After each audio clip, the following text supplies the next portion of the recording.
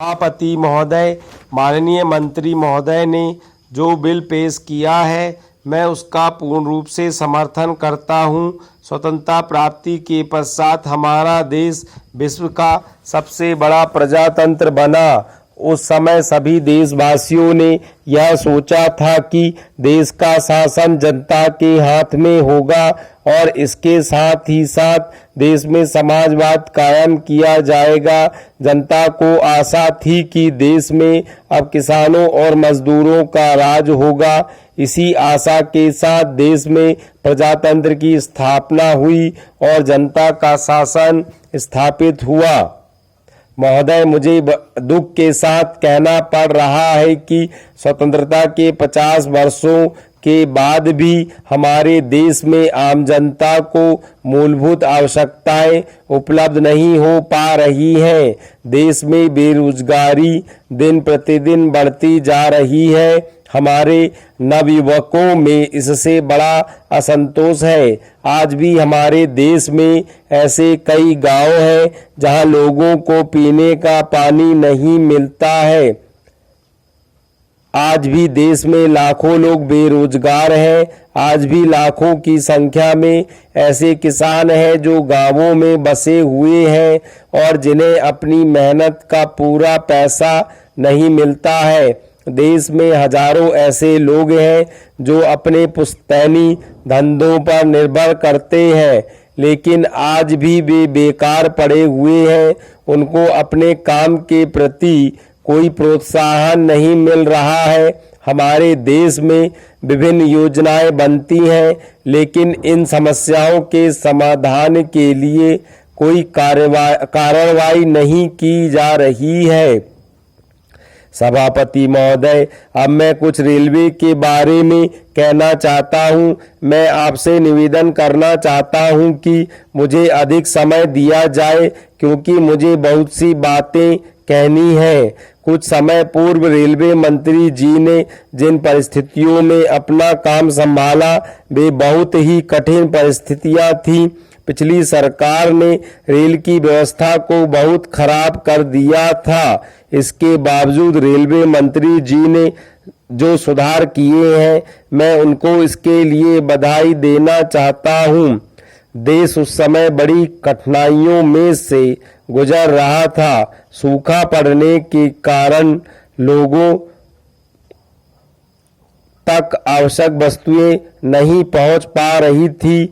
ऐसे समय में रेलवे ने लोगों तक आवश्यक चीजों को समय पर पहुंचाया, जिससे कि जनता को अधिक परेशानी का सामना ना करना पड़े। मैं यह भी बताना चाहता हूं कि देश के ऐसे क्षेत्रों में जहां पीने के पानी का बहुत अभाव था, वहां पर भी रेलों द्वारा पीने के पानी को पहुंचाकर लोगों को राहत पहुंचाई गई। महोदय, मैं मंत्री महोदय को एक बात बहुत ही अच्छी बताना चाहता हूं कि उन्होंने जो बजट पेश किया है, यह एक आम जनता को राहत पहुंचाने वाला बजट है और इस बजट की सारे देश में प्रशंसा की गई है। मंत्री महोदय ने रेलवे में बढ़ते हुए भ्रष्टाचार को समाप्त करने के लिए भी आवश्यक कदम उठाए हैं। सभापति महोदय, आजकल बेकारी की समस्या बड़ी गंभीर है। आज हम देखते हैं कि किसी घर में तो कई आदमी रोजगार में लगे हैं, लेकिन किसी आदमी के पास शिक्षित होने के बावजूद कोई काम नहीं है। बहुत से लोग काम करना चाहते हैं, लेकिन वे खाली बैठे हुए हैं। गांवों में हमने खास तौर से देखा है कि यदि वहां पर लोगों को जमीन उपलब्ध करा दी जाए तो वे उसमें काम करने के लिए तैयार हैं, लेकिन जमीन उनको मिलती नहीं है और नौकरी उनके लिए है ही नहीं। गांवों में ऐसे बहुत से लोग हैं जिनके पास ना तो जमीन है और ना ही नौकरी है। इस संबंध में कुछ निर्णय किया जाना आवश्यक है। शहरों में हालत यह है कि किसी घर में तो घर के सभी सदस्य नौकरी करते हैं, परंतु किसी घर में कोई भी नौकरी नहीं करता। इस बारे में भी आपको कुछ सोचना चाहिए। आज आम आदमी काम करना चाहता है, उसके पास काम करने का कोई साधन नहीं है। सरकार काम की कोई गारंटी नहीं देती है। ऐसा कोई काम नहीं है जिसे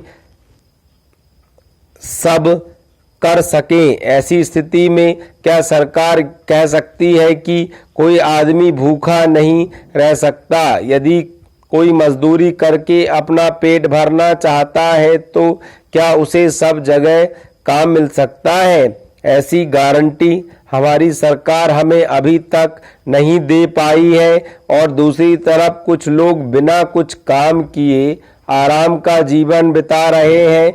कुछ को तो बहुत इच्छा होने पर भी कोई काम नहीं मिल रहा है, चाहे कुछ भी करने के लिए तैयार हो। इस पर हमें गहराई से सोचना है कि इस समस्या को कैसे सुलझाया जा सकता है।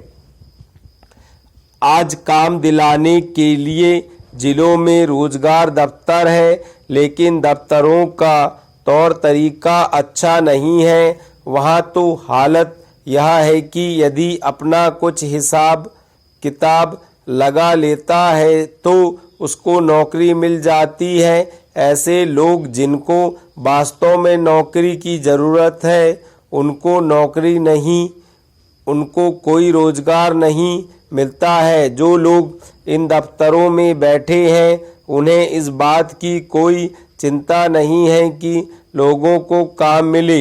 जिन लोगों को काम है वे बार बार इन दफ्तरों के चक्कर लगाते हैं, लेकिन उनकी कोई सुनवाई नहीं करता। ऐसा नहीं है कि बेरोजगारी केवल शहरों तक ही सीमित है, वह तो गांवों में भी दिनों दिन बढ़ती जा रही है।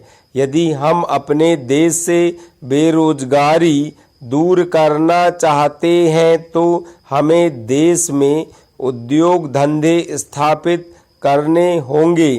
यही है जिसके द्वारा हम काफ़ी संख्या में लोगों को काम दिला सकते हैं। इस कुटीर उद्योगों की भूमिका महत्वपूर्ण सिद्ध हो सकती है, क्योंकि ये गांवों में स्थापित किए जा सकते हैं।